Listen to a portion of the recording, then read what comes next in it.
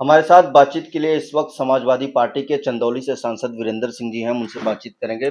Sir, घुसपैठिए सबको लेकर के बड़ा सियासत हो रहा है उत्तर प्रदेश में। कल अखिलेश यादव ने जो बयान दिया है मुख्यमंत्री योगी आदित्यनाथ को लेकर के कि वो भी घुसपैठिए हैं, उन्हें भी चले जाना चाहिए।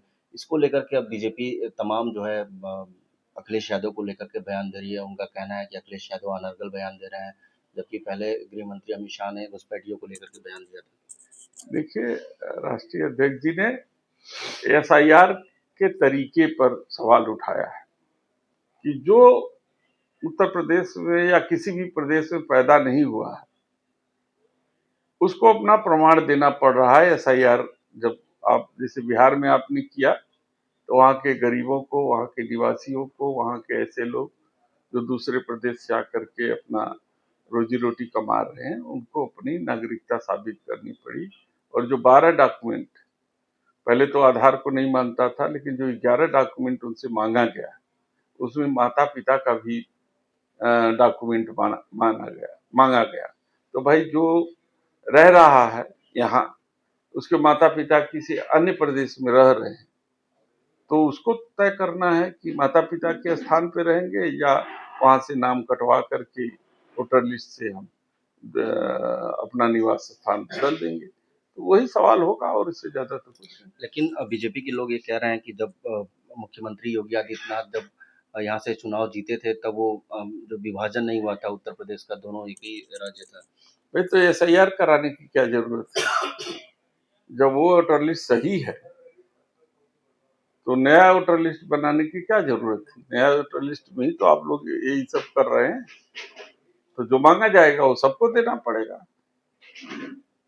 बीते दिनों लखनऊ में मायावती का जो जनसभा हुआ आपने भी देखा होगा।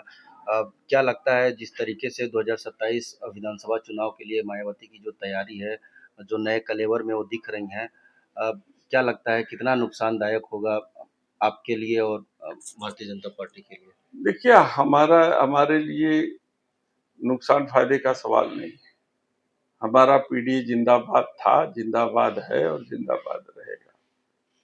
वो तमाम आज वे लोग वंचित समाज से जुड़े हुए जिनको अभी तक अधिकार नहीं मिल पाया था, वो सब हमारे पीडीए के साथी हैं।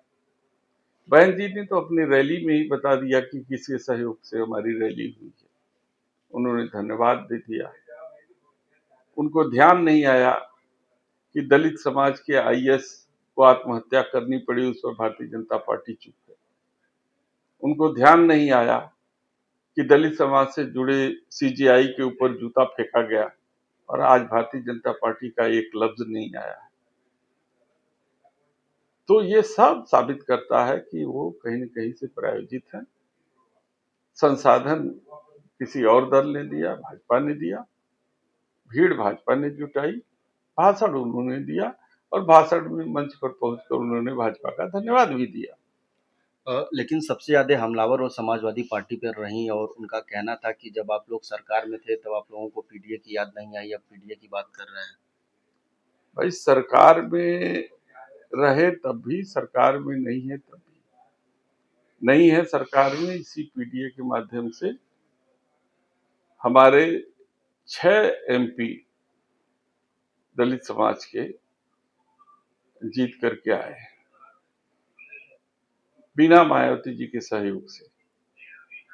इसका मतलब है कि दलित समाज अब पीडीए के साथ जुड़ा है और माननीय राष्ट्रीय अध्यक्ष जी के ऊपर भरोसा करता है। बनारस में आप हैं, बनारस की अगर बात करें तो दाल मंडी में चौड़ीकरण का जो प्रक्रिया है वो शुरू हो चुका है। नोटिस है वो चस्पा कर दिया गया है सभी भवन और दुकानों पर। 3 दिन का समय दिया गया है और वहाँ के लोग ये कह रहे हैं कि अगर मुझे मुआवजा दिया जा रहा है तो कहीं न कहीं जिस तरीके से विश्वनाथ कॉरिडोर का जब निर्माण हुआ था, जैसे उनको मुआवजा दिया गया उसी तरीके से हमको मुआवजा दिया जाए। देखिए, वहां भी वही हाल थी, यहाँ भी वही है। मुआवजा तो मकान मालिक को मिलता है, लेकिन पीढ़ियों से जो लोग किराए पे रह करके रोजी रोजगार कर रहे हैं उनको सरकार कितना मुआवजा दे रही है, उनके विस्थापित करने के बारे में क्या प्लान है। सबसे बड़ी बात, सरकार ओडीओपी की बात तो करती है, लेकिन बनारस का ओडीओपी का मार्केट कौन है? बनारस के जो छोटे छोटे उद्योग हैं, कुटीर उद्योग हैं, जिसमें सिंदूर की डब्बी है, बिंदी है, चूड़ी बॉक्स है और दुनिया भर के जो जरूरत की चीजें हैं जो शादी ब्याह के अवसर पर सुहाग के लिए खरीदती हैं हमारे यहाँ की महिलाएं। यहाँ तक कि शादी में प्रयोग होने वाला जो सुग्गा बनता है लकड़ी का, वो भी, हवन सामग्री, तमाम चीजें का एक ही मात्र स्थान था, वो है या तो हड़ासरा या तो फिर तालमंडी। अब आप उसको उजाड़ देंगे तो लोग भटकेंगे, उसमें दो नुकसान होंगे। एक तो खरीदार को ये नहीं पता होगा कि अब वहां से उजड़ के मंडी कहाँ बनी, कहाँ पे दुकान स्थापित है। दूसरा, वो जो लोग बनाते हैं इन सब चीजों को, छोटे छोटे कारखाने लगा करके, वो किसको माल बेचेंगे? तो वो कई लोगों का नुकसान हो रहा है। सरकार को इस विषय पर भी बात करनी चाहिए और ध्यान दे करके उनको पहले विस्थापित करें, उनकी मार्केट की जगह दे, उन्हें विस्थापित करें, फिर उजाड़े, कोई दिक्कत नहीं। आपको लगता है कि इसका विकल्प कुछ और हो सकता है? क्योंकि वहाँ के जो लोग हैं, जो व्यापारी हैं, उनका साफ तौर पे ये कहना है कि जानबूझकर इसे टारगेट किया जा रहा है क्योंकि ये मुस्लिम बहुल इलाका है।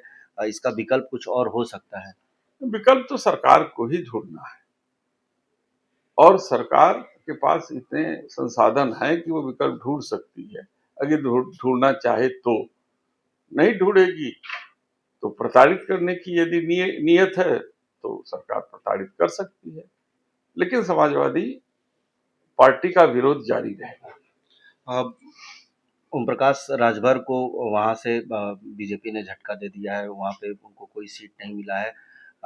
उत्तर प्रदेश की अगर बात करें तो आने वाले दिनों में पंचायत चुनाव है। अब वो एक नया मोर्चा बनाने की तैयारी में है। वो कह रहे हैं कि हम संजय निषाद और तमाम जो सहयोगी दल हैं उनको अपने साथ रखेंगे और पंचायत चुनाव उनके साथ लड़ेंगे। आपको लगता है कि बीजेपी से एक तरीके से दूरियां होती जा रही है? तय ओम प्रकाश राजभर को राष्ट्रीय पार्टी बनना है तो 2-3 स्टेट में उनको लड़ना चाहिए और वहां से जो है कि 2-2, 4-4, 5-5 जो है विधायक चुन के आ जाएंगे तो राष्ट्रीय पार्टी हो जाएगी। बीजेपी ने तो एक भी सीट नहीं दिया बिहार अब में। बीजेपी सोच रही, अब बीजेपी उनके बीच में क्या डील हुआ है तो हम नहीं जानते, लेकिन उनको राष्ट्रीय पार्टी बनने के लिए कई स्टेटों में लड़ना चाहिए। एक आखिरी सवाल, एनएचआई के जो कार्यदायी संस्था है उसके खिलाफ आपने प्रधानमंत्री नरेंद्र मोदी, इसके अलावा नितिन गडकरी को भी लेटर लिखा है, क्या है पूरा मामला? मैंने तो मांग की है कि कार्यदायी संस्था के ऊपर एफआईआर करें और जो भी किसानों का नुकसान हुआ है उसका आकलन कराए और कार्यदायी संस्था से वसूले, क्योंकि उसकी गलतियों से नदियों का पानी रुका है और पानी रुकने के कारण किसानों की फसल, झोपड़ी, मकान कच्चे का भारी नुकसान हुआ है और ये उनसे वसूला जाए, कार्यदायी संस्थाओं से वसूला जाए और उनको ब्लैकलिस्ट किया जाए कि आइंदा उनको किसी इस तरीके का अनुभव न होने के कारण उनको आगे काम न दिया जाए।